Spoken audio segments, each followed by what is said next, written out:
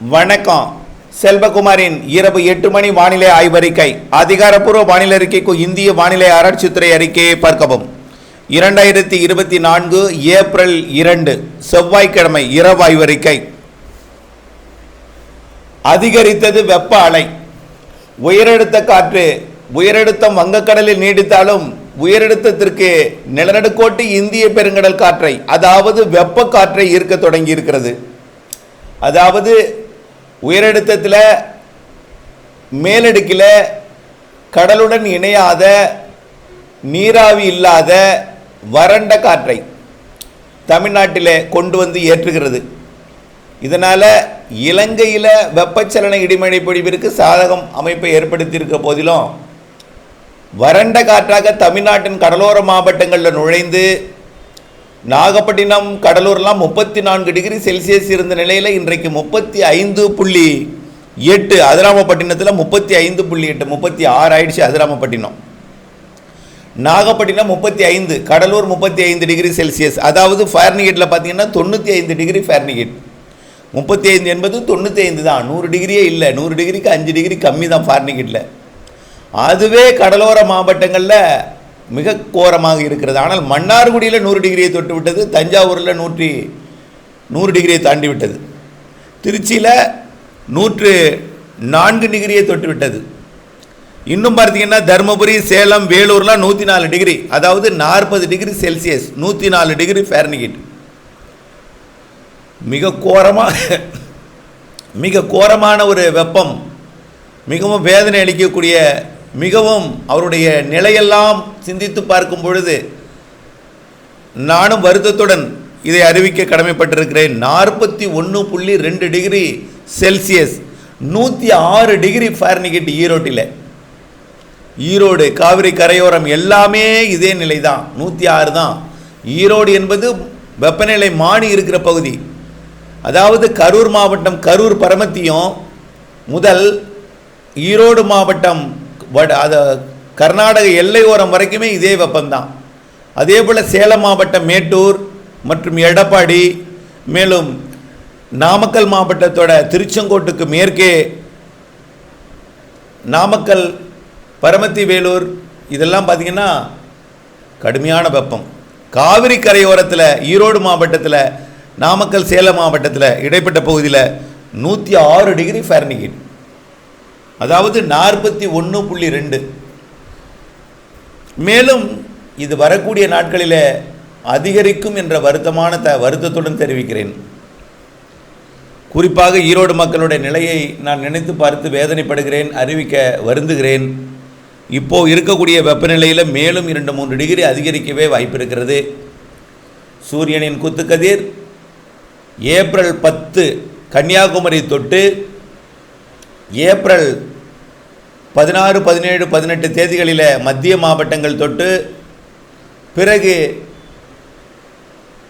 சென்னை, திருவள்ளூர் உள்ளிட்ட மாவட்டங்களில் ஏப்ரல் 25, 26 பயணித்து ஆந்திர பகுதிக்கு ஏப்ரல் 26க்கு மேல் நகரும் என்பதனால் ஏப்ரல் 10 - 26 வரை தேர்தல் நாட்களில் மிக கோரமான வெப்பநிலை தமிழ்நாட்டிலே பதிவாகும். குறிப்பாக இந்த காலகட்டம் உள்ள ஏப்ரல் மாத இறுதி நாட்களிலும் சரி, மே மாத முதல் வாரத்திலும் சரி, வெப்பநிலையை பொறுத்த வரைக்கும் 44 டிகிரி 45 டிகிரி செல்சியஸ் வரை கூட போகலாம்.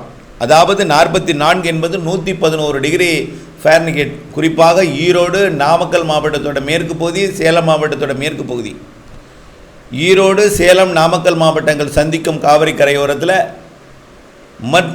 அதிகபட்ச வெப்பநிலை பதிவாகும். நான் வேதனையுடன் தான் அறிவிக்கிறேன். 45 டிகிரி செல்சியஸ், அதாவது 113 கூட போகலாம். மன்னிக்கவும், அதிகபட்சமாக நான் உங்களுக்கு கூடுதலாக சொல்கிறேன் என்று நீங்கள் நினைக்கலாம்.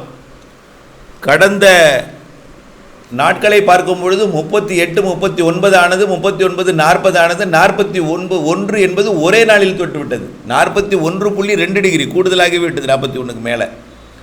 ஆக மிக வேகமாக உயர்கிறது. வறண்ட காற்று, ஈரப்பதம் இல்லாத காற்று, அதாவது கடல் நீராவி மேல் கடல் நீராவியை சுமக்காது உள்ளே வந்து வெப்பமடைந்து பயணிக்கக்கூடிய காற்று, அதாவது கடல் மேல் வரும்பொழுது உயர்மட்டத்தில் வருகிறது, ஆனால் அது உயரடுத்துந்தான், உயரடுத்த காற்று தான். ஆனால் ஈர்ப்பது வெப்பமான பகுதியில் இருந்து, உயரடுத்த சுழற்சி ஈர்ப்பது வெப்பமான பகுதியில் இருந்து, மேலடுக்கில் இருந்து அது அப்படியே தரைப்பகுதிக்கு வந்து மேலும் வெப்பமடைந்து அனல் காற்றாக உள்ளே நுழைகிறது. மிக கோரமான ஒரு அனல் காற்று என்பதையும் வேதனையோடு தெரிவிக்கிறேன். அதாவது கடலோரம் 35, அங்கே 41 என்றால் எவ்வளோ? 6 டிகிரி செல்சியஸிலே கூட. ஃபாரன்ஹீட்டில் 95 கடலோரம், உள்ளே 106, 10 டிகிரிக்கு மேல் 11 டிகிரி ஃபாரன்ஹீட்டில் வித்தியாசம். வரக்கூடிய நாட்களில் கண்டிப்பாக அதாவது 111 டிகிரி ஃபாரன்ஹீட் வரைக்கும் கூட போகலாம். 44 டிகிரி செல்சியஸ் என்ற அளவு மிக சாதாரணமாகவே தொடும் என்று எதிர்பார்க்கப்படுகிறது. இந்த 10ஆம் தேதி வாக்கில் 10லிருந்து 26 வரைக்கும், ஏப்ரல் 10லிருந்து 26 வரைக்கும். அதற்கு பிறகும் இந்த 101 டிகிரிக்கு மேலே தான், 106, 105ங்கிற அளவில் தான் இருக்கும். 104, 102, 100க்கு மேலே தான் இருக்கும். இப்போவே வேலூர்லாம் எட்டி விட்டது. வேலூர் பார்த்திங்கன்னா, வேலூர், சேலம், தருமபுரியெல்லாம் 40 டிகிரி, 104 டிகிரி. இது இன்னமும் உயரும், அங்கேயும் உயரும். வேலூர் 104 என்பது சர்வசாதாரணமாகவே 45 டிகிரி செல்சியஸ் 113 ஆகிவிடும். மே மாதம் முதல் வாரத்தில், ஏப்ரல் கடைசியில் 113 டிகிரி ஃபாரன்ஹீட்டாக எட்ட வாய்ப்பு இருக்கிறது. திருத்தணி, வேலூர், திருப்பத்தூர் இந்த பகுதி எல்லாமே. வெயிலை பற்றியே நம்ம அச்சுறுத்தல் கொடுத்து கொண்டிருக்கிற நிலையில் மழை எப்பொழுது? நம்ம ஏற்கனவே வெயிலுக்கு முன்னெச்சரிக்கை என்ன? தயவுசெய்து நாம் முன்னெச்சரிக்கை எடுத்துருவோம். விலங்குகளையும் நம்ம கொஞ்சம் பாதுகாத்துடுங்கள். கால்நடைகளை மிகவும் பத்திரமான இடங்களில் கட்டி வைங்க தயவுசெய்து. வாயில்லா ஜீவன்கள், அது வாய் பேச முடியாது, அதற்கு வெளியே சொல்ல முடியாது, அதற்கு ஏற்படக்கூடிய துன்பத்தையும் இன்னல்களையும் வெளியே சொல்ல முடியாது என்பதனால தயவுசெய்து அந்த உயிர்களையும் தன் உயிர் போல் நம்மே பாதுகாக்க முடியல. எங்களை சார் அதை பாதுகாக்கணும்னு நீங்கள் நினைக்கலாம், ஆனால் அதையும் நம்மை போல் நினைக்க வேண்டும் என்று அன்போடு கேட்டுக்கொள்கிறேன். ஆடு, மாடு, கோழி, நாய்கள், பறவைகளுக்கும் நீங்கள் நீர் வைக்க வேண்டும் என்று ஏற்கனவே கேட்டுக்கொண்டிருக்கிறேன். மழையை பொறுத்த வரைக்கும் கேரளாவிலே ஆங்காங்கே நாளையிலிருந்து வெப்பசலன இடிமழை பொழிவு தொடங்கும். பரவலாக இருக்காது, ஒரு சில இடங்களில் மேற்கு தொடர்ச்சி மலையிலையும் இருக்கும். இது 4ஆம் தேதியிலிருந்து இன்னும் கொஞ்சம் கூடும், ஆங்காங்கே தான் கேரளா எல்லையோரத்துக்கு வரும். 7ஆம் தேதியிலிருந்து கேரள எல்லையோர தமிழ்நாட்டின் எல்லை பகுதிகளுக்கு வரும், கொஞ்சம் பரப்பில் கூடும். 10ஆம் தேதியிலிருந்து மேற்கு தொடர்ச்சி மலை மாவட்டங்களுக்கு கிடைக்கும், மேற்கு ஓரத்துக்கு. கர்நாடக எல்லை ஓரத்துக்கும் 10ஆம் தேதியிலேருந்து கிடைக்கும், 12ஆம் தேதியிலேருந்து கண்டிப்பாக கிடைக்கும். ஆனால் பரவலாக மழை பெய்யாதுங்க. இந்த மழையை நாம் அனுபவிக்கிறதுக்குள்ளார நம்ம பகலில் படுறக்கூடிய இந்த வியர்வை புழுக்கம் தாங்க முடியாது. நான் எதற்கு இதை திரும்ப சொல்கிறேன்னா, நம்ம முன்னெச்சரிக்கை மிக மிக அவசியம். நிறைய பேர் கோழி பண்ணைகள் வைத்திருப்பாங்க, ஆடு மாடுகளை சரியாக ஒரு கொட்டகையில் நம்ம இந்த சிமெண்ட் ஷீட் இதெல்லாம் தயவுசெய்து அதை கொஞ்சம் தென்னை ஓலைகளை போட்டு கொஞ்சம் பாதுகாப்பு கொடுங்க. வெயிலுக்கு தென்னை ஓலைகளை போடுங்க. நிறைய தண்ணீர் வைங்க கால்நடைகளுக்கு. அதே போல் வைக்கோலை விட நீர்ச்சத்து மிக்க ஏதாவது இருந்தால் உங்களுக்கு கொடுங்க. முடிந்தவரை இந்த பழங்கள், தர்பூசணி கூட நீங்கள் உங்களுடைய கால்நடைகளுக்கு கொடுக்கலாம். முந்தன் வாழைப்பழம், தர்பூசணி இதெல்லாமே நீங்கள் கொடுக்கலாம். கொஞ்சம் அதற்கும் கொஞ்சம் செலவு செய்வோம்.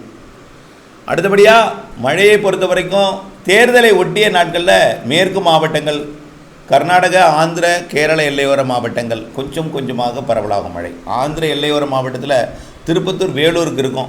தேர்தல் ஒட்டிய நாட்களில் கடலோரமும் எட்ட வாய்ப்பு இருக்கிறது. ஆனால் பெரிய அளவிலே மழை இருக்காது. தேர்தல் நாளிலையும் தேர்தலை ஒட்டிய நாட்கள்லையும் 4 மணி வரைக்கும் வெயில் வெளுத்தெடுக்கும். அதற்கு பிறகு தான் உள் மாவட்டங்களில் ஆங்காங்கே இடிமழை உருவாகும். 2:30 மணிக்கு உருவாகும் சில இடங்களில், அது 3:30-4 மணிக்கு கொஞ்சம் பரப்பில் கூடும். ஆனால் பரவலாக இருக்காது. வெயில் என்பது 100% இடத்திற்கும் உண்டு. ஆனால் அந்த மழை அந்த 100% இடத்துல ஏதேனும் ஒரு 25% இடத்துலையோ 10% இடத்துலேருந்து 25% வரைக்கும் கிடைக்கும். 25ங்கிறது ரொம்ப அதிகம் தான் என்னை பொறுத்த வரைக்கும். 15-10% தான். முதல் தொடக்கம் ஒரு 5%, அடுத்து 10% மாறும், அப்புறம் அப்படியே கொஞ்சம் கொஞ்சமாக தேர்தல் நாட்களில் ஒரு 10-15% மழை பரப்பில் தான் மழை இருக்கும். அதற்கு பிறகு ஒரு 25% மாறும். மாத இறுதியில் ஒரு 30-40% மாறும். மே மாதம் முதல் வாரத்தில் ஒரு 50-60% மாறும். என்றாலும் பாதி பரப்பு ஒதுக்கிட்டே இருக்கும். அனைவருக்கும் பெய்யக்கூடிய மழைன்னா ஏதாவது தாழ்வு நிலை வந்தால் தான். அது வங்கக்கடலில் மே மாதம் முதல் வாரத்தில் உருவாகுது. அது தமிழ்நாட்டை தொட்டு போகுமான்னு சொல்ல முடியாது, வாய்ப்பு இல்லை. அதுமாரி பெரிய அளவில் இப்போ ரேராக வந்தால் உண்டு தான். ஒடிசா மேற்கு வங்க பகுதிக்கு தான் போகும் மே மாதம் முதல் வாரம் ஏப்ரல் இறுதி நாட்களில். அது நெருங்கி வந்து போனால் மழை உண்டு, இல்லைன்னா அதுவும் வெயிலை கூட்டத்தான் செய்யும். வெப்பச்சலன இடிமழை இருக்குங்க. வெறும் வெயில் மட்டுமே அனுபவிச்சுக்கிட்டு இருக்கோம். வெப்பச்சலன கோடை மழை பொழிவு குறைவான பரப்பில் கூடுதல் மழை இருக்கும். தேர்தலை ஒட்டிய நாட்கள்லேருந்து கொஞ்சம் கொஞ்சமாக அதிகரிக்கும். ஆனால் அதுக்கு முன்னாடி வெயில் அதிகமாக இருக்கும். அதை முதல்ல புரிஞ்சுங்க. வெறும் மழை மட்டுமே கொடுத்துடாது. வெயில் அடித்து வேர்த்து புழுக்கமாகி அதுக்கு பிறகு தான் மழை வரும் என்பதை புரிந்து கொள்ள வேண்டும். வெயில் எல்லா நாளும் உண்டு, மழை அந்த நாளில் ஆங்காங்கே ஒரு சில இடங்களில் இருக்கும். இதுதான் இப்போ அறிக்கை. மே மாத இறுதி வரைக்குமே இந்த வெயில் இருக்குங்க. மே 15 வரைக்குமாவது இந்த வெயில் இருக்குங்க. உச்சபட்சம் ஏறுதல் என்பது இந்த 10ஆம் தேதியிலிருந்து அடுத்த மாதம் 10ஆம் தேதி வரைக்கும் மிக கோரமாக இருக்கும். ஏப்ரல் 10லிருந்து மே 10 வரைக்கும், அதில் குறிப்பாக மே 5 வரைக்கும் மிக அதிகமாக இருக்கும். அதுக்கப்புறம் இந்த 106 குறைஞ்சிரும். 110-11 ஏறுறது 106 குறைஞ்சி 104 குறைஞ்சி மே இறுதியில் மீண்டும் 102 குறைஞ்சி தமிழ்நாட்டில் அப்புறம் வட மாநிலங்களில் பிச்சு எடுக்கும் வெயில். ராஜஸ்தான்லாம் சாலைகளில் உள்ள தார்லாம் உருக ஆரம்பிச்சிடும். ஆனால் அப்படிப்பட்ட தார் இப்போ இருக்கான்னு தெரியல. ஒரு காலத்தில் சாலைகளில் அந்த பழைய காலத்து அந்த தாரெலாம் அப்படியே உருகும். இந்த மாதிரி இந்த ஆண்டு ராஜஸ்தானில் வெப்பம் பதிவாகும். வட மாநிலங்களில் கோடை மழையும் உண்டு, பெய்கிற இடத்துல கூடுதலாக இருக்கும். இப்போ அருணாச்சல பிரதேசத்தில் கனமழை 10 சென்டிமீட்டர் கூட பெஞ்சிருக்கு. அருணாச்சல பிரதேசத்தில் இமயமலை ஒட்டி அதே போல் கனமழை பொழிந்திருக்காங்க. அதே போல் மழை இருக்கும், ஒதுக்கி பெய்யும். பெய்கிற இடத்துல அதிகமாக பெய்யும், அருகே ஒதுக்கும். வெயில் தான் அதிகமாக பரவலாக எல்லாருக்கும் இருக்கும். இதுதான் ஆய்வறிக்கை. தொடர்ந்து இணைந்தே இருங்கள். வெயிலுக்கு முன்னெச்சரிக்கை எடுத்துக்கொள்ளுங்கள். விலங்குகளுக்கு நீர் வழங்குங்கள், பறவைகளுக்கு நீர் வழங்குங்கள், உயிர் காத்திடுங்கள். முடிந்தவரை தன்னுயிர் போல் பிற உயிரை சிந்தித்து அதற்கு நாம் உதவி செய்திட அன்போடு கேட்டுக்கொள்கிறேன். நன்றி.